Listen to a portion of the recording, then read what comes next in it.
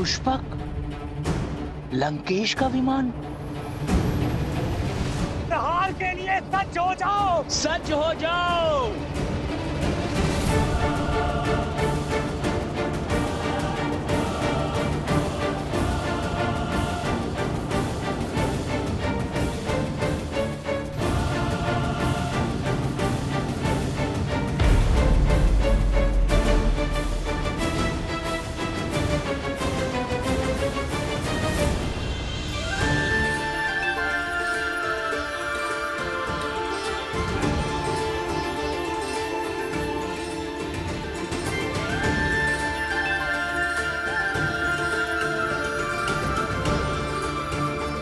एक वनवासी का जीवन जीकर पिताश्री का वचन निभाएंगे।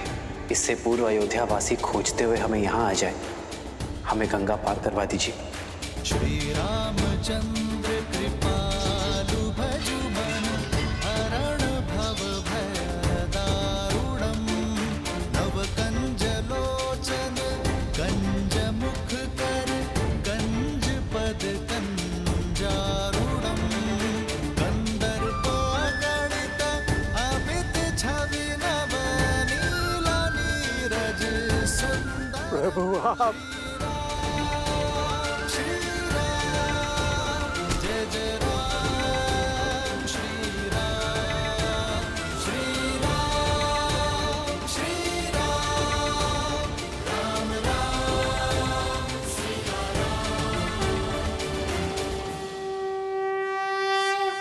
निषाद राज, उठो। आप सभी उठ जाइए। शीश झुकाकर तो सेवक स्वामी से मिलता है निषाद राज, मित्र तो गले लगता है। श्री राम श्री राम श्री राम श्री राम श्री राम श्री राम श्री राम श्री राम। प्रभु आपका दर्शन पाकर ये निषाद राज स्वयं को संसार का राजा अनुभव कर रहा है। आप लौटे अर्थात आपका वनवास पूर्ण हुआ। पुष्पक विमान आपके आदेश में है, अर्थात पापी लंकेश का नाश हुआ। इतना बड़ा सम्मान मिलने के बाद भी आप हमको भूले नहीं।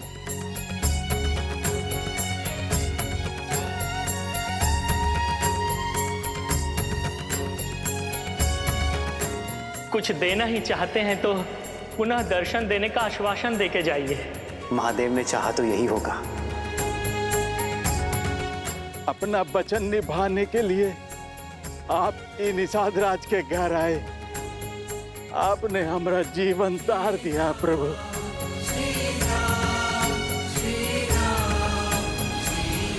कैसे ना आता निषाद राज। रघुकुल रीत सदा चली आई, प्राण जाए पर वचन न जाए। आप ही के कारण तो हम नदी पार कर पाए थे।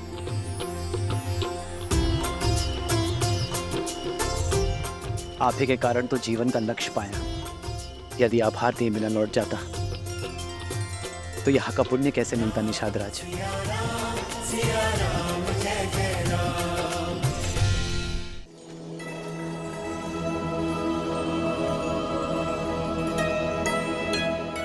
प्रभु हमें वन के तुच्छवासी जैसन हमरा भोग वैसन हमरा आतिथ्य आप ही को ग्रहण करके प्रसाद बना दीजिए। आपके सम्मान सा भोग बनाने का हमरा सीमा नहीं है, किंतु हमरे हृदय में आपके प्रति असीम प्रेम है। प्रभु स्वीकार करें। प्रेम से बड़ा ना कोई भोग है और स्नेह से बड़ा ना ही कोई उपहार। ये हृदय से दिए हुए फलों को मैं हृदय से स्वीकारता हूं। लाइए। पुनि कृपाल लियो बोली केवटा दी भूषण बसन प्रसादा।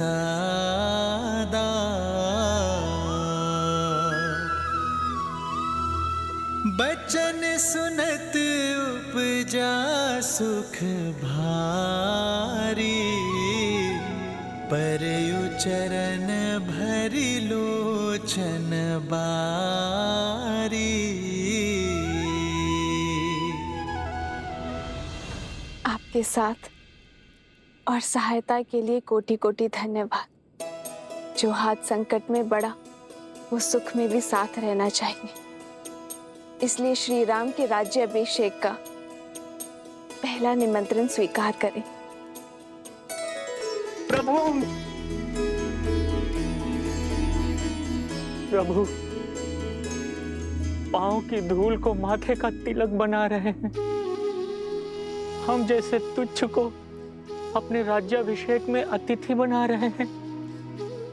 आपके समान कोई नहीं प्रभु, कोई नहीं।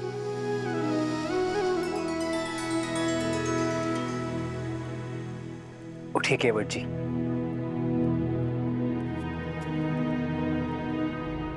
जब सूर्य का प्रकाश राजा और रंक में भेद नहीं करता, जब चंद्रमा की शीतलता उच्च नीच में अंतर नहीं करती, जब प्रकृति का कोई भी अंग समानता की परिभाषा को भंग नहीं करता,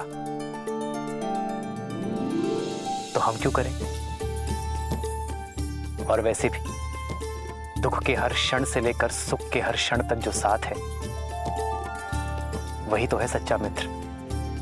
आप भी भगवान हैं केवट जी। भगवान तो मनुष्य को भवसागर पार करवाते हैं, और आप एक क्लांत पथिक को।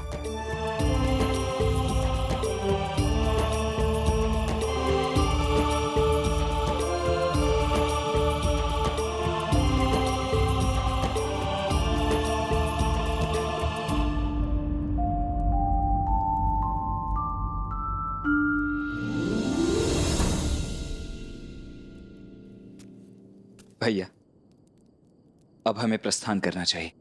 दिन ढलने के साथ साथ अयोध्या वासियों की आस भी ढल रही होगी।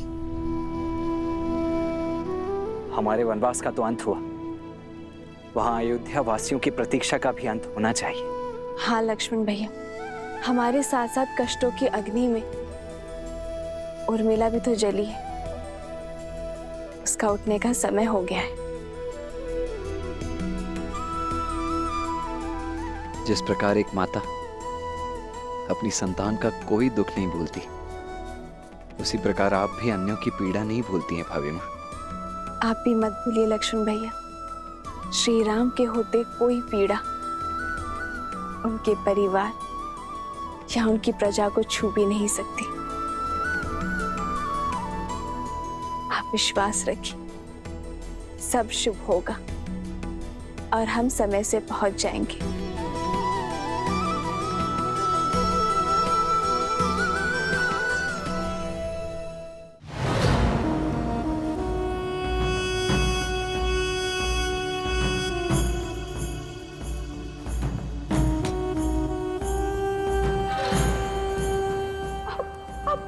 क्यों है भैया? क्या आपको मेरे शब्द सुनाई नहीं दे रहे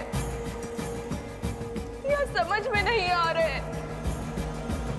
अपनी जाति परिवार की इतनी बड़ी हानि जानकर भी यूं ही निश्चल रहोगे? जिसने राक्षसों के सिर से रावण रूपी छाव छीनी है, जिसने असुरों के हाथों से लंकेश रूपी ढाल छीनी है, राम की हार ही हमारे भाई का प्रतिशोध होगी भैया, और तुम्हारा प्रहार ही हमारा प्रतिकार होगा।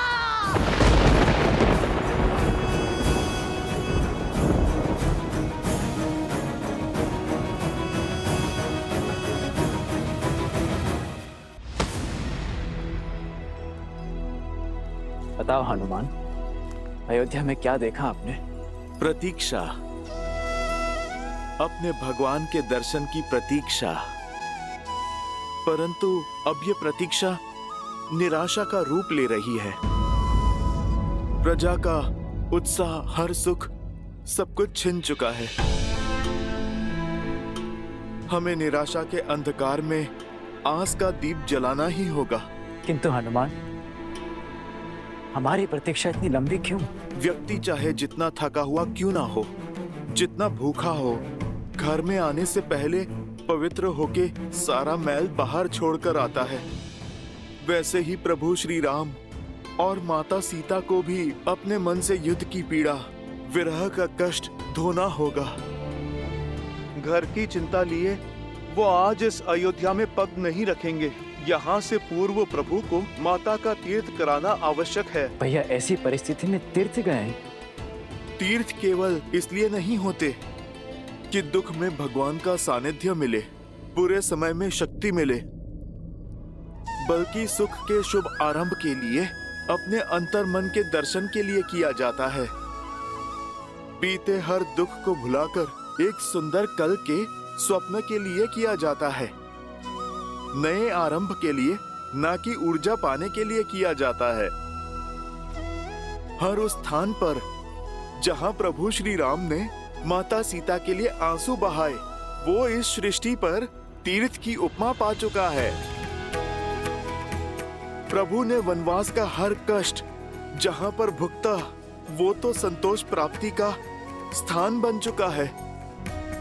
जहां जहां प्रभु ने संतों का सानिध्य किया, हर वो स्थान पवित्रता का पर्याय बन चुका है। महात्मन भरत, अब आप चिंता ना करें।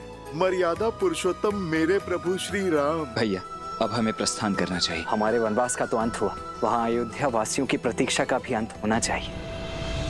राम की हार ही हमारे भाई का प्रतिशोध होगी भैया। इस संसार में जब जब धर्म ने अपने पग पसारे, उसे उत्तर देने के लिए बुराई के शस्त्र मुक्त का शंखनाद तो होना ही था।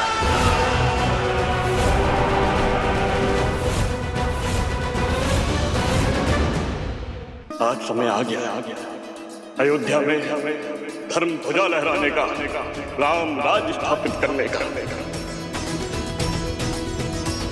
इस संसार में जब जब धर्म ने अपने पग पसारे, उसे उत्तर देने के लिए बुराई के शस्त्र मुक्त का शंखनाद तो होना ही था।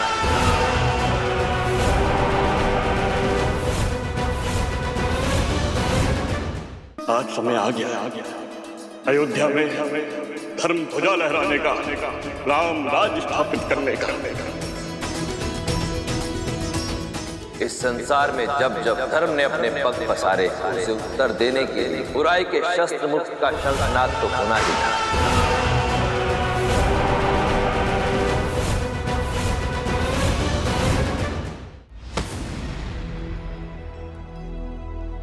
बताओ हनुमान, अयोध्या में क्या देखा आपने? प्रतीक्षा, अपने भगवान के दर्शन की प्रतीक्षा। परंतु अब ये प्रतीक्षा निराशा का रूप ले रही है। प्रजा का उत्साह, हर सुख, सब कुछ छिन चुका है। हमें निराशा के अंधकार में आस का दीप जलाना ही होगा। किंतु हनुमान, हमारी प्रतीक्षा इतनी लंबी क्यों? व्यक्ति चाहे जितना थका हुआ क्यों ना हो, जितना भूखा हो, घर में आने से पहले पवित्र होके सारा मैल बाहर छोड़कर आता है। वैसे ही प्रभु श्री राम और माता सीता को भी अपने मन से युद्ध की पीड़ा, विरह का कष्ट धोना होगा। घर की चिंता लिए वो आज इस अयोध्या में पग नहीं रखेंगे। यहाँ से पूर्व प्रभु को माता का तीर्थ कराना आवश्यक है। भैया, ऐसी परिस्थिति में तीर्थ गए? तीर्थ केवल इसलिए नहीं होते कि दुख में भगवान का सानिध्य मिले, बुरे समय में शक्ति मिले, बल्कि सुख के शुभ आरंभ के लिए, अपने अंतर मन के दर्शन के लिए किया जाता है। बीते हर दुख को भुलाकर एक सुंदर कल के स्वप्न के लिए किया जाता है। नए आरंभ के लिए, ना कि ऊर्जा पाने के लिए किया जाता है। हर उस स्थान पर जहां प्रभु श्री राम ने माता सीता के लिए आंसू बहाए, वो इस सृष्टि पर तीर्थ की उपमा पा चुका है। प्रभु ने वनवास का हर कष्ट जहाँ पर भुगता, वो तो संतोष प्राप्ति का स्थान बन चुका है। जहाँ जहाँ प्रभु ने संतों का सानिध्य किया, हर वो स्थान पवित्रता का पर्याय बन चुका है। महात्मन भरत, अब आप चिंता ना करें। मर्यादा पुरुषोत्तम मेरे प्रभु श्री राम अपने शब्दों से कभी भी विमुख नहीं होते।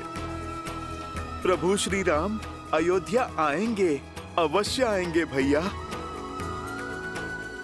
आज वो अपने सूर्य के तेज से अमावस की रात को प्रकाशमय करेंगे और आज हम इस अंधकार को उल्लास और आनंद के दीपों से दूर करेंगे भरत भैया। अयोध्या आज सहस्त्र लाखों लाखों छोटे छोटे दीपों से नहाएगी। प्रभु श्री राम आने को हैं। हो तीरथ पति पुनि देखो प्रयागा, निरखत जन्म कोटि अग भागा। मैं अयोध्या में भैया के बिना प्रवेश नहीं कर सकता। आप सब जाइए और कह दीजिए अयोध्या वासियों से कि दुख की इस घड़ी को सुख में बदल दे। अमावस्या की इस काली रात्रि को दीपों से पूर्णिमा सा तेज दे। कह दीजिए उनसे कि अयोध्या का कल हमारे श्री राम, माता सीता और लक्ष्मण के साथ पुनः पधार रहे हैं।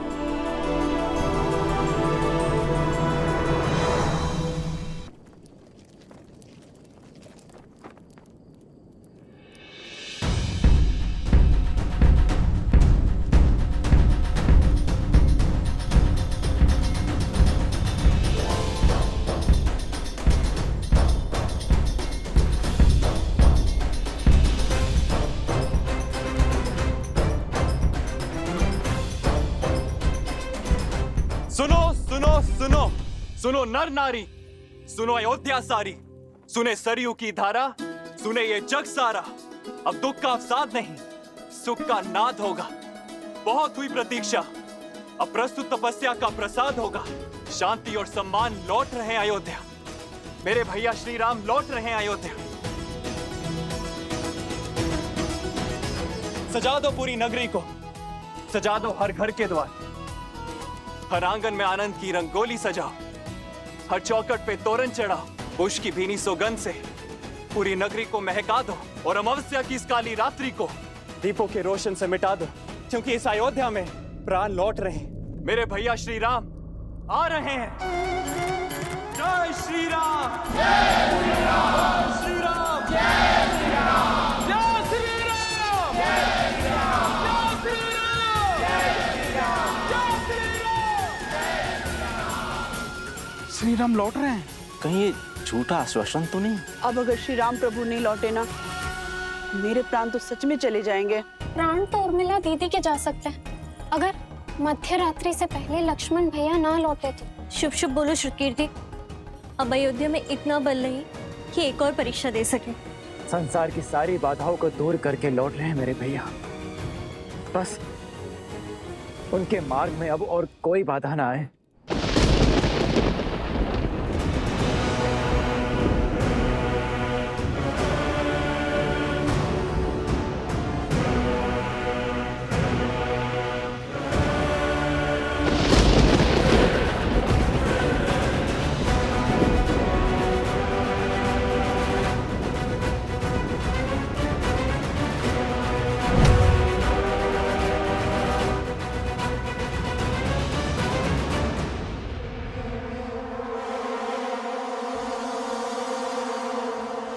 कोई जीवन शेष नहीं है यहाँ। पवन भी जैसे आशा की नेक खो चुका है। देखते हैं ये सूखी धरती और शुष्क पवन की ये बाढ़ एक बहन की पुकार तोड़ सकती है या नहीं। भैया, भैया,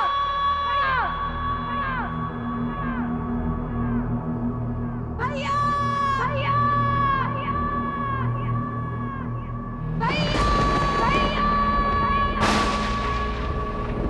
वर्षों से जिसने कष्ट में तुम्हें स्मरण तक नहीं किया, पीड़ा में तुम्हें पुकारा तक नहीं। आज वो बहन तुम्हारा आह्वान करती है। मैं शूर्पणखा, लंकेश रावण की बहन, आपका आह्वान करती हूँ। माना कि उनसे हर नाता तोड़ चुके हैं आप, परंतु वंश का नाता तो नहीं टूट सकता ना।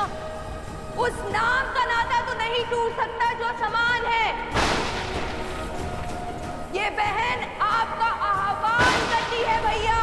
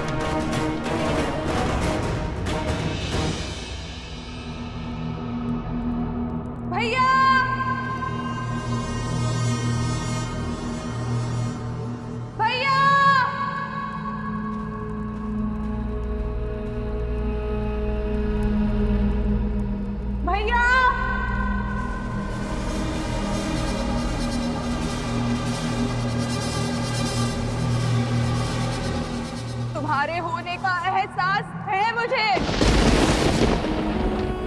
मैं जानती हूँ तुम मुझे सुन रहे हो। तो सुनो, हमारे प्रिय भैया रावण, उनका मन हो गया है। चले गए वो जिनका 10 लोगों पे आधिपत्य था, वो जो संसार के स्वामी थे, वो अब नहीं रहे। और इस दुर्गति की दोषी हम में से ही एक है, हमारा ही रक्त। अब राक्षसों की आशा केवल एक से शेष है, वो तुम हो।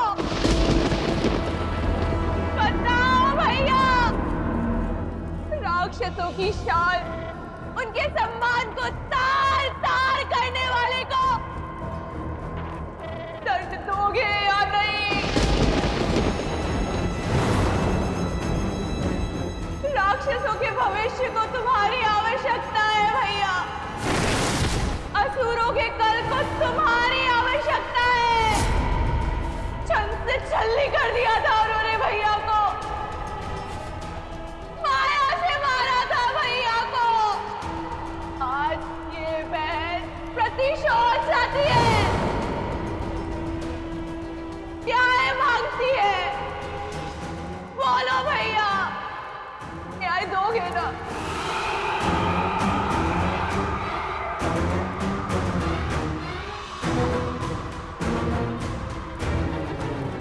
भैया, लंका को ध्वस्त और लंका के सूर्य को अस्त करने वाला वो हमारा नगर छोड़कर उत्तर की ओर जा रहा है भैया।